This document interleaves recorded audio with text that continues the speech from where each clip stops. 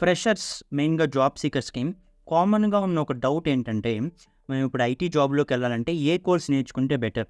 నన్ను సాప్ నేర్చుకోమంటారా? డెవాప్స్ నేర్చుకోమంటారా? ఫుల్ స్టాక్ విత్ పైథాన్ నేర్చుకోమంటారా? మెషిన్ లెర్నింగ్ నేర్చుకోమంటారా? డేటా సైన్స్ నేర్చుకోమంటారా? ఇలాగ చాలా డౌట్స్ అయితే ఉంటాయి. నన్ను చాలా వరకు ఫ్రెషర్స్ అయితే అడుగుతూ ఉంటారు. నేను వాళ్ళందరికీ షేర్ చేసుకున్న ఆన్సర్‌నే నేను మీతో కూడా షేర్ చేసుకుంటాను. మీరు గనుక ఫ్రెషర్ అయ్యి డైలమాలో ఉంటే, అంటే మీరు ఫైనల్ ఇయర్ స్టూడెంట్ అయ్యి ఉండొచ్చు ఆర్ మీకు కాలేజ్ అయిపోయింది. మీకు ఇంకా జాబ్ రాలేదు. జాబ్‌లోకి వెళ్ళాలి అని మీరు వెయిట్ చేస్తూ ఉంటే, ఈ వీడియో అయితే లాస్ట్ వరకు చూడండి.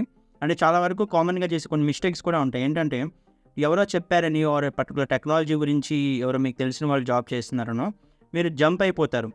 ఈ అమీర్‌పేట్ కోర్సెస్‌కి ఆర్ ఇంకొక చెన్నై, బెంగుళూరులో ఏదో ఒక సిటీకి వెళ్ళిపోయి థౌసండ్స్ కట్టి కొంతమంది లక్షలు కూడా కట్టి కోర్సెస్ అయితే జాయిన్ అయిపోతారు అడ్వాన్స్డ్ కోర్సెస్‌లో.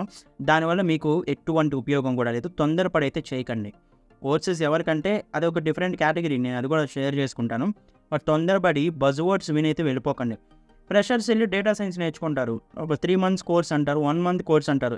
మీకు డేటా సైన్స్ అంటే ఏమన్నా జోకా 1 మంత్, 3 మంత్స్‌లో నేర్చుకోవడానికి? అది కూడా ఏం నేర్చుకోవాలో కూడా క్లారిటీ లేని మీకు డేటా సైన్స్ నేర్చుకోవడం ఎవరైనా చెప్పారంటే ఇక్కడే ఒక ఫూలిష్‌నెస్ అయితే కనిపిస్తుంది మనకు. అలాంటివైతే నమ్మకండి. అది same applicable to A technology అయినా అంతే.